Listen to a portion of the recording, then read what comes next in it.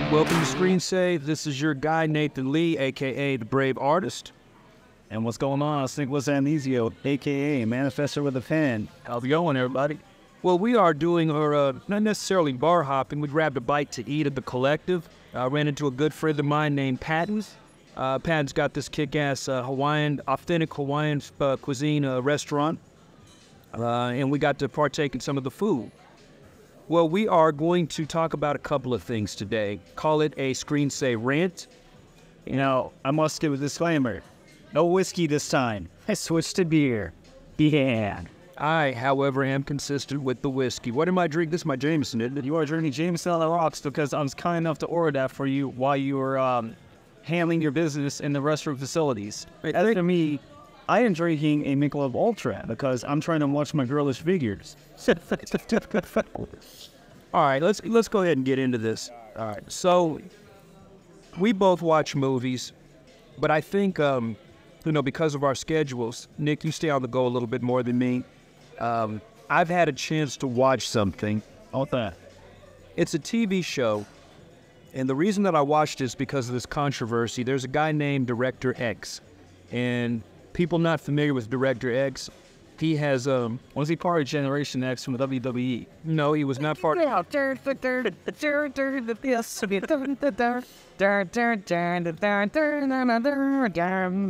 extended play by Nick. This guy... Wave my record view. This guy is, he's a director, a video director, so he's like hip-hop videos. Okay. And he broke into the, he got his name by doing all that. If you say Director X to the right people, then they know exactly who. Do you have any artists in mind that any fight in the audience might know? So, no, I'm old, so I just have to take the young people's word for it. Sorry, Terry got you fart. It's true. It's true. I can't say much. I've reached the age where I have to have regular prostate examinations, and you probably imagine the horror. The culture shock. Yeah, what a treat. Old people culture is what a treat.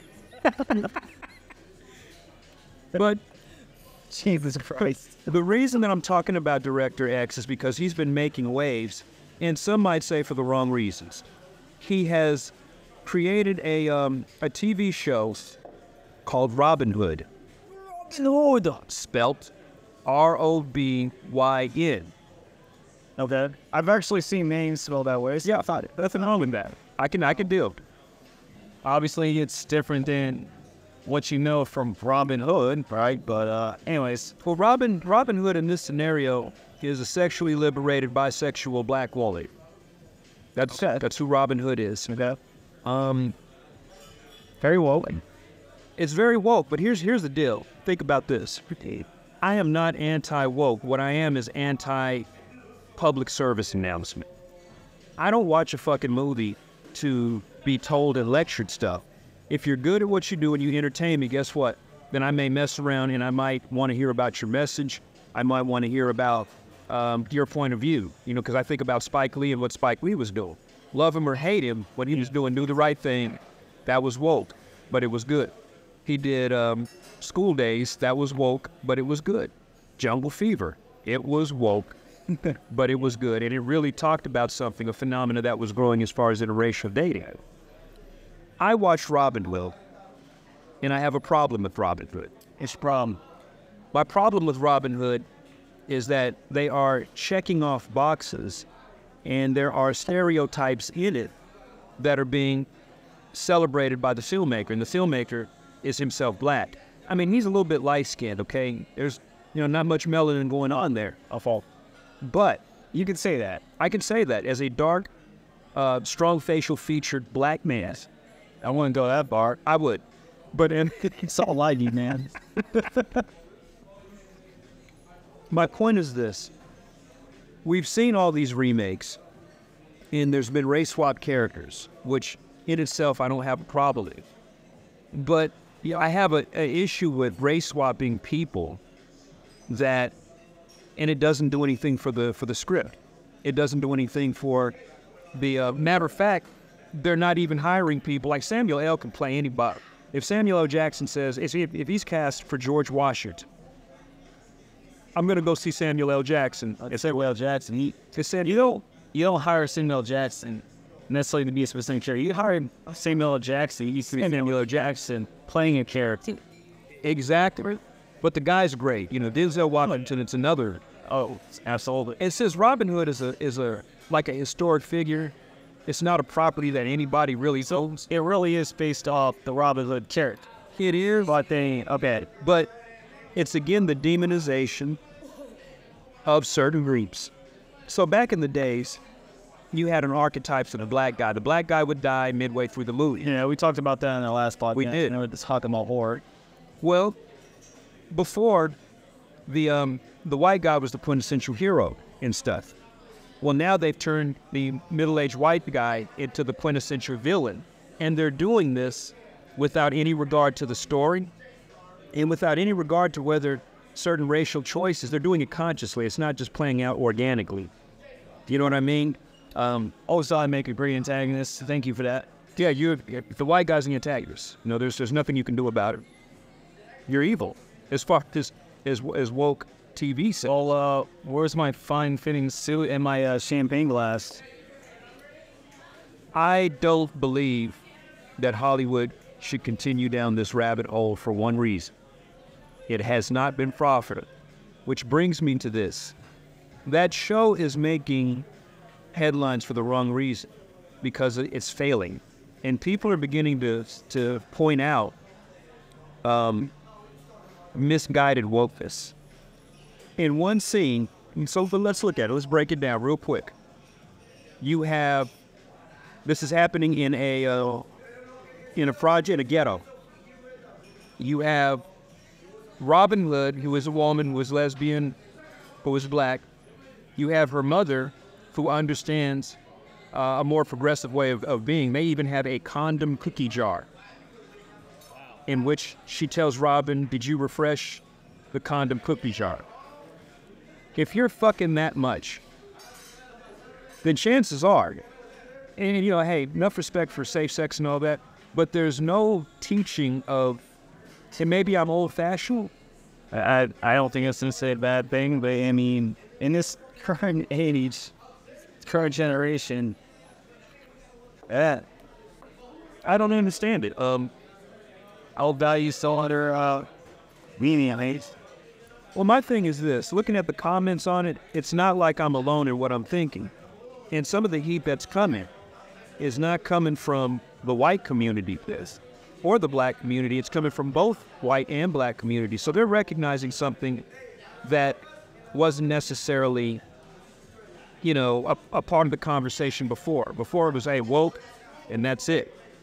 It's probably, I haven't seen this, but using my intuition, I'm probably going to imagine it has something to do with what we've been talking about, agenda over art or over filmmaking.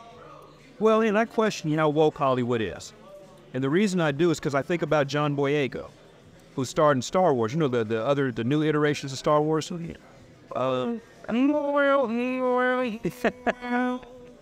Sorry, I like the original trio. Like, I love the original too. I don't like what they did to Luke Skywalker. I don't know, you know, why they killed Han off like that.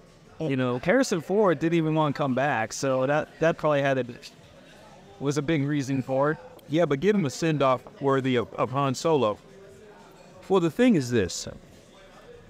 If Hollywood is truly woke, then we have to ask why they conduct themselves differently when they're dealing with the overseas markets. What you may not know is when Star Wars, I can't remember if it's The Force Awakens or whatever, but whichever one that John Boyega on the poster, he was a big face. You know, you could see him. His face was almost as big as Rey's. I don't remember. I think it was Force Awakens. Well, what happened is when they went to the overseas markets, the China market, they changed it. They changed it. So are you a champion for wokeness, or do you just do whatever is necessary to make a sale? Because if you do what's necessary to make a sale. From a business standpoint, you're going to do whatever it takes to make a sale. I do understand. That's common sense, really. Whereas over here in States, the Western world, we have particular values and agendas that we ourselves as Americans follow. As far as like society norms, if you go to the East, as you can hear, we have company. sounds like somebody's being spooning in the background. I think the guy thinks he's about Star. I don't know. But like I said, he pulled his pants up. I'm glad. Anyways, in Eastern cultures, it's a lot more different, a lot more reserved. So, oh shit, he just pulled his pants back down. Fuck. but the bottom line is this, and let's just be real about it. In China, they like seeing people that they can visually relate to. Okay, whether we like to talk about it or not. They were very uncomfortable with a black man being on the cover that prominently as a lead character. Well, knowing this, I would assume that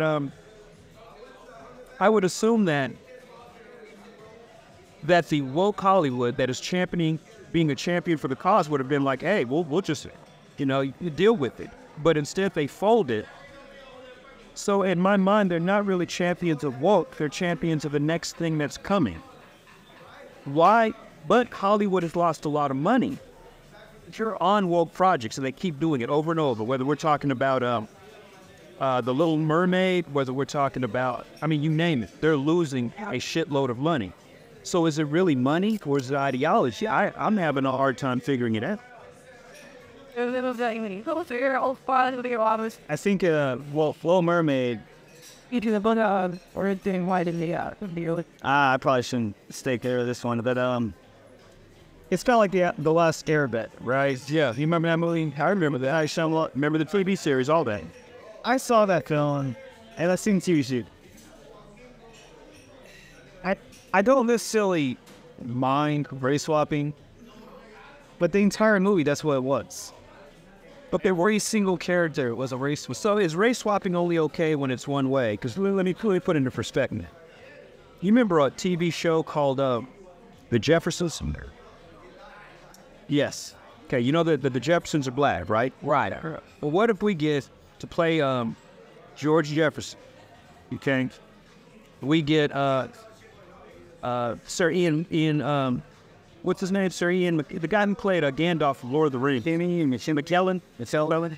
We get him to play, the role of George Jefferson. And then for Wheezing, we get Angela Lansbury from an old TV show called Murder, She Wrote. She's quite white. She's incredibly white. The files a bit weird. Well, I see. Are they the Jeffersons or are they the Franklins? You got to wonder. The Jeffersons, the Franklins, the Dorkovskis, or... My point being, it seems like everybody gets angry when the race swapping is a black or a character that's racially ambiguous turned white, as opposed to when a black character or where a white character becomes black. For me, that's no problem. My thing is, if you write a character in a certain way, I was worried. The screenwriter envisions particular characters to look certain part. Now, I think when you're casting, you should try your best to cast a particular actor to fit a certain character. Now, it doesn't necessarily mean they actually have to adhere to a specific race, as long as they can pull the character off. That much I do agree with. However, Samuel L. Jackson, case in point. Exactly. Denzel Washington could play anybody. If you're playing a character, like, all right, let's I don't know, let's use like Mortal Kombat for example. Or you have like someone playing the Sub-Zero character. Sub-Zero is from China. If you have someone who's black or Jewish playing a character who's supposed to be born and raised in China, it's not legal. No. And in fact, you have to ask yourself, are they doing this because they're trying to stay true with this story? Or do they have some other sort of agenda in mind? And that's when, like, you really start to fall in that black and white category of, okay, what are we doing here? Are we trying to tell a good story with characters based off, like, what our screenwriter or what this Well, is it okay for a movie to be white? Nowadays, is it okay for a movie to be completely white, for completely black, or completely Asian? Is the inclusion of other people necessary if we're all humans? I mean, I think that there are some projects that can be multicultural by the sake of just, natural osmosis. But then there's other projects, and I look back at, there's a TV series called The Fall of Troy. They made Achilles a bald black guy. Looked very similar to me. But if dude, I'm sorry. If you swing a scorpion, you give yourself a hernia. But my point being is that, in Hamilton, if you ever heard, Hamilton was this retelling of Alexander Hamilton, but the whole cast was black, and everybody in America ate it up. Now I think it was Broadway and all that. It was a success, and it was this big hit. Man, you're 15 minutes more on this conversation. Oh yeah, I would make you terribly uncomfortable. I'm not uncomfortable. I'm just like, that's right. I'm trying to find the best way to explain my point of view on this because, no, I don't think it's wrong necessarily to make a movie that has like an all white and all black cast. As long as it's not like a film that's like blatantly saying other races or other ethnicities are a terrible thing. Now that goes both ways, but that does go both ways. As far as like racial diversity in film, I'm also very much for that too. But again, it goes back to what I said: Mortal Kombat. I haven't seen the newest movie, so I can't really say anything about that. I'm just saying, if you have characters that are supposed to be Asian, let them be Asian. It doesn't make sense to have anybody other than the character be playing that character. It'd be like, it'd be like if they remade Fanny Boy. Yeah. And they decided to make a lead character, because Justin Timberlake is Brad Pitt. Brad Pitt is being Rame's character. Does that make any sense? No, not at all. No. That's kind of like my closing arguments to that. That was a hard time picturing Justin Timberlake getting shot at by Snoop Dogg. But would it actually it wouldn't be Snoop Dogg at that point? If we're gonna race swap, okay, you have to keep Snoop Dogg in. He has to make a comeback. Just like Ving Rhames has to make a comeback. Okay. If you have a film that actually has Snoop Dogg in it, you have Ving Rhames, you can't turn away from that. You have to bring them back. Agree. That's my honest personal opinion on the matter. I can agree with that. In that movie, even though Tyrese was like the main star, to me, Ving and Snoop Dogg were like, they had so much presence. Yeah. They overpower Tyrese. For Tyrese, he's going through the divorce blues. His woman wants him back, by the way. Yeah, he was divorced and crying on TikTok and Instagram. But his woman went out there. She hit the wall awfully hard. But that's a subject for another day, which we probably will never cover. I mean, because it's about as interesting as watching paint dry. I could give a about Tyrese, to be perfectly honest. As long as he loves her enough, make sure he makes Chris sign that prenup this time around. Hey, if he's a smart man, he'll do that. I don't know. He seems to be smart, man. She seems to be hitting the wall at maximum at least Mach 5. Just careening into the wall, smashing furiously into the fucking wall. All right, a little bit of red pill mixed in with this film talk. Anyway, I think that more attention should be brought to the craft of making film, because if you do that, then you can talk about anything. I don't think subject should supersede the execution of a film. Think about all the uncomfortable things that we've had to watch in the past. You remember Schindler's List?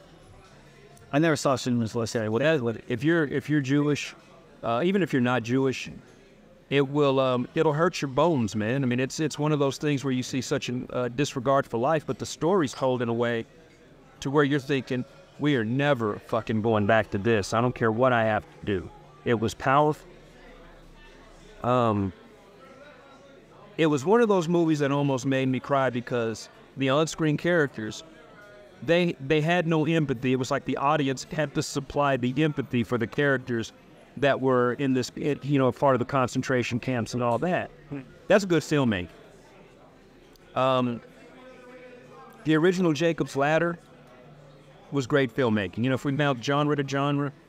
But the new Jacob's Ladder had a predominantly black cast. No problem. The story itself was less compelling than the original, the story that was originally told. I haven't seen the remake. Why was that so? I think they got away from the actual cause of what was making Jacob see all these things. It did play off of some of the military things, but it was more so about a drug-related thing. It wasn't the same story. You could have called that movie anything else, and it would have been a strong C. Candyman. Candyman was another. Since we are in the month of December, the remake of Candyman. Month of October, sorry. Right? Yeah, October. When I said December, you said December. Okay, because I'm thinking about all the money I got to spend on other fucking people. I'm trying to get ahead of the curve. But the thing is that these movies, they didn't make them better. Suspiria, in my opinion, we said that. You haven't seen it yet. I got to give you that movie. Have you seen the new Doom? What? Dune. No. I'm gonna give you that because it's out. I let Dave borrow it. I'm gonna let you borrow that. I mean, I'll get to it while I can, man. I know you're busy. I've been pretty busy. The thing about Dune is they changed. They did some gender swapping and race swapping in Dune, but it was done very effectively. It didn't matter because that character added something that the older version of that previous character didn't. So I have to say this, man. My point is, I'm not anti-woke. I think we've established that by what I think about, directors like Spike Lee and what some of the past folks have done. But I am anti-creativity, and I'll leave it at that, man. I'm, on that note, I'm going to leave it at that. But it's something that's been on my mind. I'm noticing. Best way to tell what's going on with the fans is to look at the comments, and a lot of the fans are beginning to feel the same way I do. And I think there's a turning point to where we have to get back to making good. That's that. Great. Well, on that note, on that rant, we're going to take a break from screen setting, and we're going to get into some more gangsta shit here in a minute. This is Nathan Lee for Screen Set. This is Nicholas Dionisio, Screen Set. Crashing the bar. We'll be right back.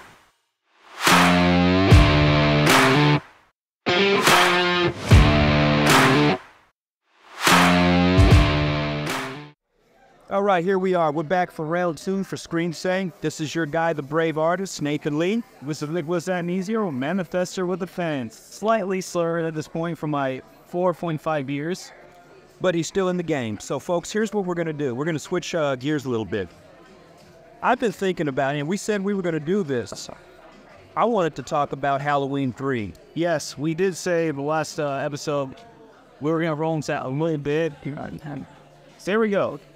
Well, Halloween 3 is very unrelated to the other. It is, and there's for good reason. So, the original idea behind the Halloween franchise was that John Carpenter would produce a movie all based around the theme of Halloween, but not necessarily following along. Okay, so that was Carpenter. Halloween 3 was Carpenter. That was his original idea. Okay. I mean, I didn't know it was Carpenter. Yeah, Carpenter, obviously, the first Halloween with Michael Myers' character, right? Yeah. Well, after that, by the way, I have to go into this. Budget of $300,000. They made $42 million. Think about that. Last episode I said you can do more with less sometimes. Jeez. Yeah, that's true. That's crazy. When you have talent. Right. Yeah, really don't. Excuse me, there's a couple of drug asses yelling in the background. I'm very interested in what they have to say, which is absolutely nothing relevant. Okay, they don't. Guess I'm an asshole. So, the idea was he produced a movie and all based on the theme of Halloween, but following a different story. So, he originally wanted to do Halloween Seasons of the Witch. That was actually supposed to be the next film. But the studios wanted him to make a direct sequel to the original Halloween. His hands were tied. He tried to fight. He tried to argue. Under a lot of stress, a lot of cigarettes, and many 6 stacks of beer, he wrote the script for Halloween 2. And it did all right. But where his heart was really at was Halloween 3 Seasons of the Witch. A completely different story. So that's where his heart was at. Yes. Okay, so the other ones, how did he feel about the other ones? Slasher ripoffs. That's all he felt about it. Okay, so he wasn't really giving a fuck. I mean, he did them, but he did not want to do Halloween 2 the way it was. Halloween 2 was basically, it was really influenced by Friday the 13th. Friday the 13th was a true slasher. The original Halloween, you could argue, was not quite a slasher because it was so slow-paced. It wasn't just kill this person right off the bat. They had a lot of setup. They had a lot of intensity build up, a lot of slow moments. You know, they built up to the carnage. They're cleaning that habit down. I understand. Friday the 13th, Great Paisley had carnage from the Sarf. Right? So Halloween 3 was a story about a crazy mask maker who used a piece of what's that? Piece of what? What's that Scottish landmark? The Stonehenge. Stonehenge. So he used a big piece of Stonehenge, which apparently has like mystical properties. He puts a piece of Stonehenge and computer chips in these masks, and that's what causes the files. And apparently he also has angel followers. It's a little crazy. Okay, so John Carpenter kind of went crazy on this. This was, I mean, I don't know if it was an acid trip. I don't know what the fuck the guy was thinking. But here's my thing. Fortunately for technology, you people are not going to hear what we're hearing right now, which is every stereotype in a particular denomination of people that you could ever want to hear. But I digress. Basically, like I was saying, it just, it's amazing at what a filmmaker wants to do as opposed to what they have to do. You know what I mean? Yeah. Like the slasher movie clearly was going to be more successful than Halloween 3. Only because that was the hype at. Yeah. And it wasn't my cup of tea. I'll be honest. I get it. I understand that it was different. And it's got its own merit. I did watch it. I do not own it. It didn't do well, as you probably imagine. Carpenter let the Halloween franchise go. And then several years later, they revisit with Halloween 4, which Carpenter is not at all different. But it was a very different film. It was unique. It definitely had its shock values elements. It became what would be known as a cult classic later on. People went back to watch it and learn to appreciate it. But when it came out, it flopped terribly. It didn't have Michael Myers in it. That's what. Well, I wonder why he called it. Well, you know what? It makes sense. Halloween 3 is just another story that he was telling. Because it's still based around the theme of Halloween. And in particular, it was really themed around the the festival itself, which was basically ritual sacrifices. Yeah. Right. And that was the whole idea. That's why he was doing what he's doing. He would have a TV program play. And it'd be like weird flashing lights, and any kid that had had a mask would be killed, and would release like snakes and insects and all this other like venomous weird shit. It's weird, I admit it. Yeah, but I mean it was completely unorthodox. I mean for a minute, I didn't like it, and then I learned to like it, which brings you to this. There's a lot of movies that people fucking hate. Yeah, but they end up getting a second life of their own. Okay. And that's the cult classic. That's cult classic, yep. What is it that makes movies a cult classic, and why don't people get it from the beginning? What is it that we missed the first time? What they missed the first time is it doesn't quite follow the hype of what's going on at that point in time. That makes sense. You could argue that No Country for Old Men is a cult classic. Yeah, it is. When it first came out, it was very abstract. And a lot of people didn't know what to make of it, especially with that weird narrative. The narrative did not follow the linear hero's quest. Correct. Yeah. A lot of proper films are cult classics. It's not just Halloween 83. It's The Thing. Cult classic. Yeah. It flopped when it came out. I know why that flopped. Yeah. I mean, it was competing with E.T. You're not going to win. He had a gross out alien horror film. You're not going to win. Oh, yes. No. And it was a good movie to boot. Yes, The Fog did okay. I don't think it did nearly as well as Halloween. Now, you see, I don't understand. I love The Fog, right? But I don't know why that particular ghost movie became a hit. Because I've seen ghost stories, but from 1963, The Hauntings, I don't know what it was about that particular movie that made it. Ghost Pirates.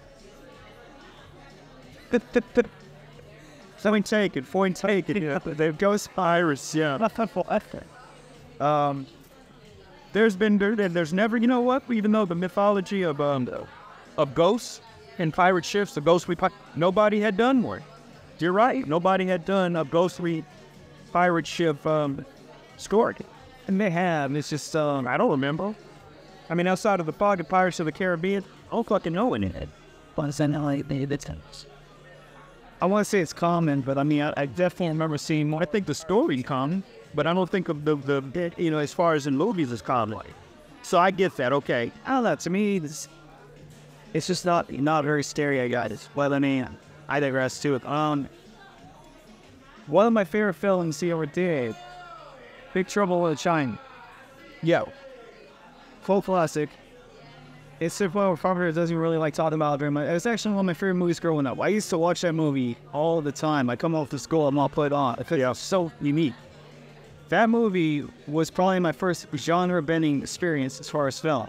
Because you had elements of horror. You had the kung fu film. You had comedy.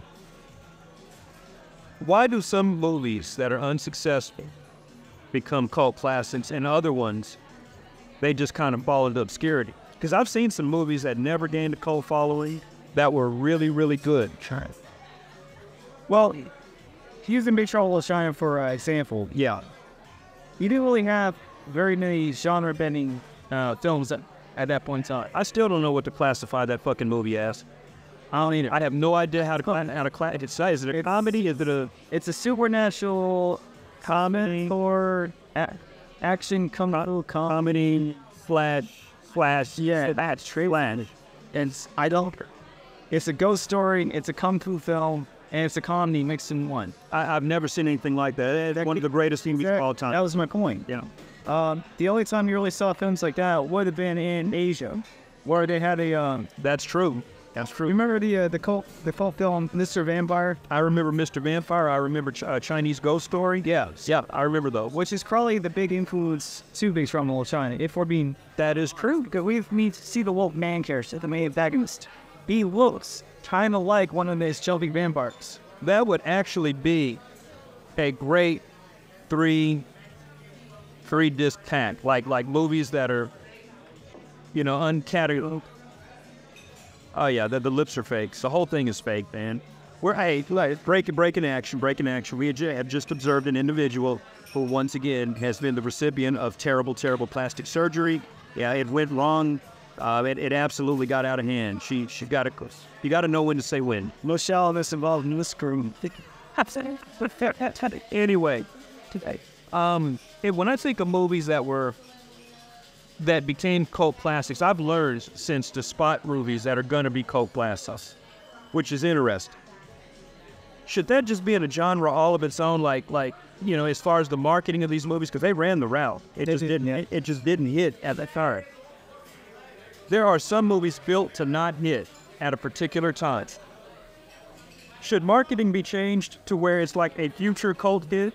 Well, you could argue these movies were built to last.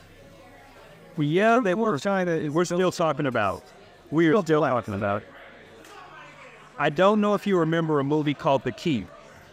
No, I've never seen The Key. That's one that did not become a cult phenomenon that I was completely wrong on.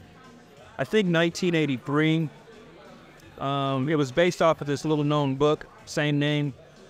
about this demon called Malazar. And the thing was, it took place in World War II, Germany. Okay. And this demon in this keep was unleashed by this Jewish guy. And the demon kind of manipulated the guy into going through all the steps to release him, but the demon had an adversary. So it was a classic tale of good and evil. The design of the monster was great. A little low budget, but it was great. And Tangerine Dream did the soundtrack. So for that shit alone, why didn't it become a cult classic? Firestarter became a cult classic. Tangerine Dream also did Firestarter too.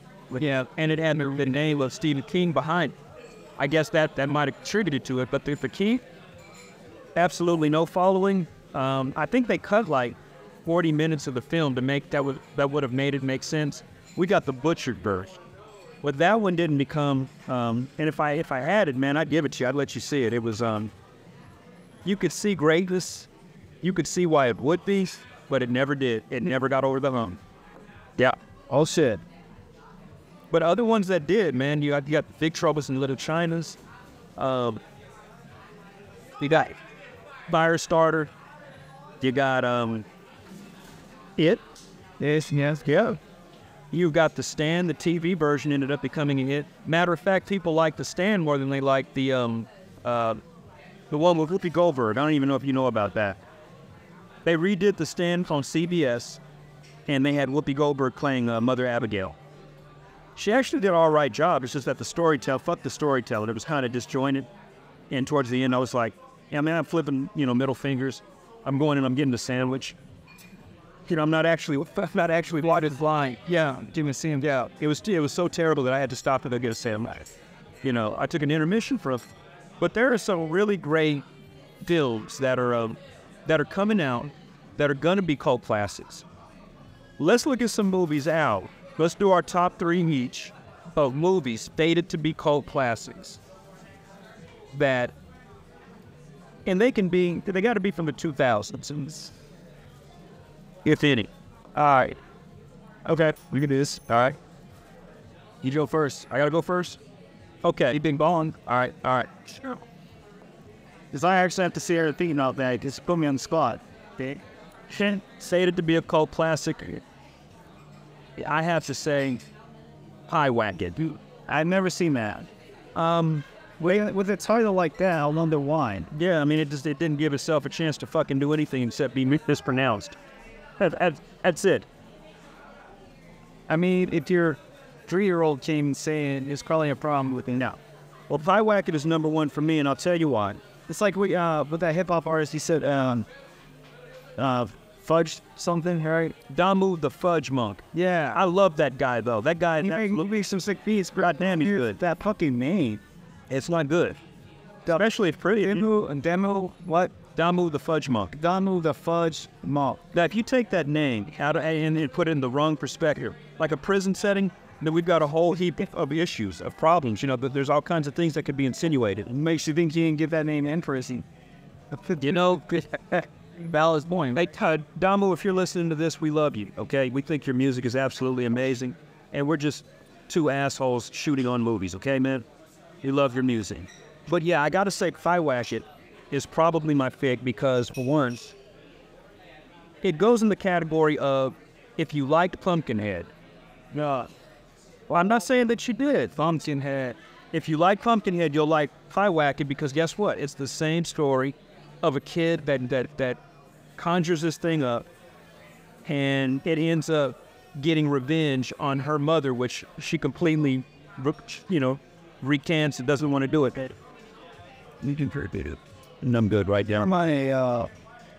What was it? Yeah. Did you read hands up? I did. Nicholas Anizio. How do you spell the last name? ADDONIZIO. It's the most weirdo last name you're possible. I would actually love all of the. I'm doing okay for now. Yeah. I'll take a walk. I stick it to the light bricks and try and watch my brother stare. If you can appreciate that, Philip. Appreciate it. But Pie Wacket has all. I had to order my seventh beer because This guy said, I'm only drinking one. hey man, I'm only drinking one. I am only drinking one. I'm 7 minus 6. That's 1, right? Hey, you know who else can't say no? An alcoholic. That's right. Cass, I'm joking. That's actually my second beer. It is. It is. I'm vouching for the guy. Okay, I don't want anybody calling AA on the Screen State crew. Pie Wacket is a good movie because it worked with less. You hardly ever see the monster, so its impact when you do see it. So unlike, and I liked it more than Pumpkinhead. Unlike Pumpkinhead, the monster itself. I'll edit that part out. It's the monster itself. Less is more is what made it great. And when you finally see it, you're like, holy fuck. You know how long you see it? You see it 3 seconds when it breaks through the door while the woman is running and it's blurred in the background. It looks horrendous. Yeah, interesting. You remember Black Christmas, the original? I'm not going to talk about the remake. The remake was terrible. Yeah, I remember the original Black Christmas. You never see the guy. And that is what makes that movie impactful. The original Black Christmas was good. You know what? Scratch that. It was great. Well, it really was. You don't know anything about the Chili's. He goes by the name Philly. You don't even know that. So that's your pick, right? And you never see it. Now, I wouldn't say that was called Blast. It actually be a little one. Yeah, people knew about that. I thought that you know, Wave the Gun, to me, was, Oh, shit, I forgot about that. Ryan Felipe, and did he show up? You know, wow. Yeah. And I say this because to me, it's very much what I liked about, like, No Country for Old Men. It was kind of like an inside western in a lot of ways, right? And especially the big shootout at the end in Mexico. Yes. The dialogue was incredible. The dialogue was incredible, but the thing that made that film work out is, like, all the plot holes, all the things you're trying to figure out during the film. Yeah. Like, okay. Like, James Caan's character being related to Juliette Lewis's character. Yeah. They don't ever actually really come out and say it. Yeah, it's just implied. You figure it out over the course of the movie. Who were the security guys, the bodyguards? I think Tay Diggs was one. What was the other guys? I can't remember his name. I can't remember his name either. I've seen him in other movies. I have to. But Tay Diggs' character was basically boinking the boss's wife. Yeah. And now that I remember. I remember he was doing that. He was boinking the boss's wife. Right. Why I didn't know. Well, so here's champagne glass. You got a other. Says a very class, and it gave me a glass too. She's very accommodating. Yes, she is. She must like you, dog. She's a sympathetic for old people. Yeah, but look on the bright side, you're not wearing diapers yet. Not yet. I know her. But you know what? It's coming. What is it, incontinence? Where you when you look up and you can't hold your shit or your fist? I mean, you're basically 50 years old now, right? So that's true. As of February, I will be a 50-year-old man. That is the end of my what little hotness I have left. We're looking at the sunset of that. It's a bitter scene. False teeth is probably coming up next. Who knows?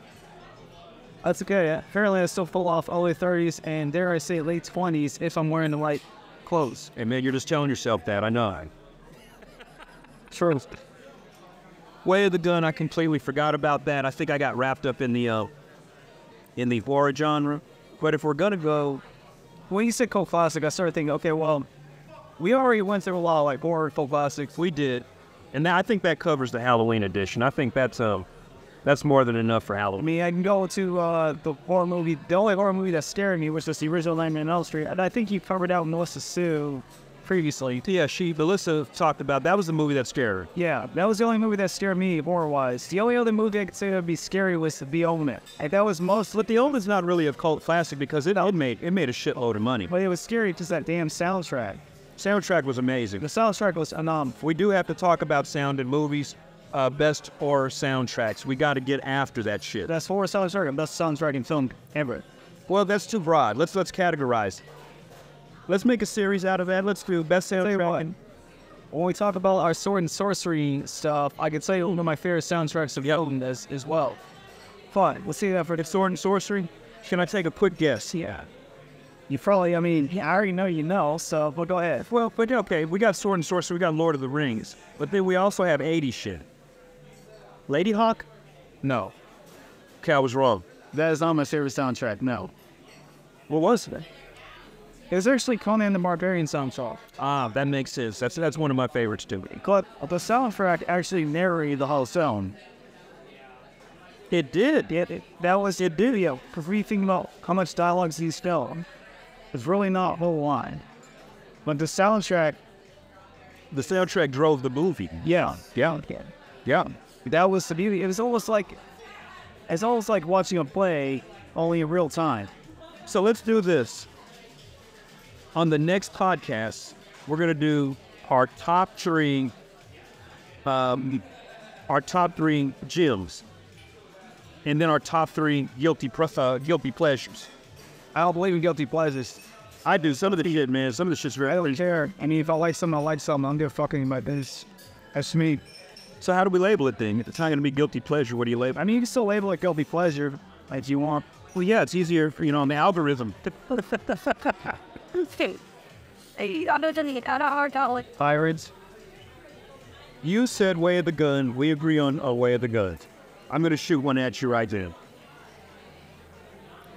I would have to say, and here's the deal. I don't know if we can count it as a cult classic because it won my dude Ben Kingsley an Oscar. Gangster movie. Sexy Beast. Never seen it. Dude, let the name of gangster Don Logan ring through these halls as an undisputed fucking legend. That guy was terrifying. Ben Kingsley, by himself, took that whole movie and made it his. I mean, there were, I don't even know why other people were acting. He could have acted on his own. But it took a spin. It took a very simple story, which was a psychopathic gangster was called in to get his old partner to do one last job. We've seen that a million times, right? But the way the movie plays out, I think in itself makes it a cult classic because it spins that whole formula into something that you were not expecting as far as what kind of movie it was going to be. Yeah. So that's one of my picks, man. You haven't seen it, so I can't discuss much about it. But that's one that I would put on the list for you. If you ever get time and you sit down and you're able to watch some movies, then you have got to see Sexy Beast. Dang. All right, so that was your number 2 pick. That's my number 2. My number 2 tape out. What's number 2? Ghost Dog Way the Samurai. But, yeah. Hey, if you agree, I agree. then I mean, you'll throw it in there too. Yeah, I got to throw that in there too. Ghost Dog was we touched on that too. It was a very unique art film. Yeah, Ghost Dog was one of the. I've never seen a movie that left me with the impression that all day, all night, that Ghost Dog left me with. Great piece of sentiment. It was a quiet movie. You know, as violent as it was, there was something that was quiet about it. Like it was like it sounds like a film. Yeah, it felt very philosophical, and the violence almost, it played second fiddle. It did to a lot of the philosophical overtones to the movie. I mean, that movie was ancient Japanese philosophy to go through it and start to finish. And the soundtrack, that was Wu, wasn't it? Wasn't that Wu-Tang? The rhythm. Okay, Wu-Tang affiliated. Yes. Yeah. So yeah, I mean, you couldn't have done it any better than that. No. That was I can't believe I don't win the soundtrack to Ghost Dog. I don't either. And shake. Are we on number 3? We are on number 3. Number 3, okay. Number 3 for me would have to be, God, I don't know if it'll ever become a cult classic, but I love this movie so much. I don't know if I'm being delusional because I love the movie. Coffee and Cigarettes. I've never seen this film. The whole fucking movie is about conversations held over coffee and cigarettes. And it's got the RZA in it. Wait. It's got Bill Murray in it. Bill Murray, the RZA, got all these people in it. I've seen some. Oh my God, I love that movie. I think it seemed more like some channel or some shit. Like, Cappin, he mix it out. I love that movie because the conversation had to carry it. I think there's a niche group of people that would appreciate what that is. And it was, you know, fuck cinematography, fuck all that. The conversation. When you got Jack White in there, Meg White, you got all these people in there, just making these cameos. And you even had the one that I would have married her. What is her name? I can never remember her name. She's got great bone structure. Kate Blanchett. Her bone structure is absolutely phenomenal. I'd go on ahead and take her and, you know, talk about some stuff. So I have to say that would be my number 3. My number 3 is Keep the Boat Flying. All right. And style change it to the right. And it's like, That's number 3 for you. That's stiff there. You know what? Because you put me on the spot, I'm going to say, and we're going 80s, so we're going sort of 4. Monster Squad. Monster Squad would be one. I can see that being a great addition to. Here's what we got. Monster Squad was sort of like a comedy spoof horror of the classic Hammer monsters. Yeah, what? Every monster was underwater like Dracula, right? Yeah. Dracula. Yeah. I was a huge Castlevania fanatic. So when that movie came out around the time, I was playing Castlevania on the old Nintendo, and it's almost like it just seemed like they were linked. It did. It seemed like spiritual successors. Now the movie's corny as shit. And it's Classic horror. It's like shamelessly bad. But you know what? It had a lot of impact on me as a child, and I think it's sort of like a great way to get into the classic Hammer monsters, if you will. So I would have to go with Monster Squad. That's a good list. I think we left out some of the obvious ones, and I think it's good that we did. Well, this is personal fits. Yeah. So there is no obvious one. When Like Toxic Avenger and all that other stuff. No. Yeah. I did not like Toxic Avenger. I'm not a big fan of Petroleum. Yeah. I'm not the biggest fan of Petroleum film. No. Well, folks, on that note, we're going to get out of here, bounce around to a couple other spots. This is your guy, the Brave Artist. And this is your pal, a Manifestor with a head. And we are signing off a screen saying, share, like, and subscribe. And until the next time, take care.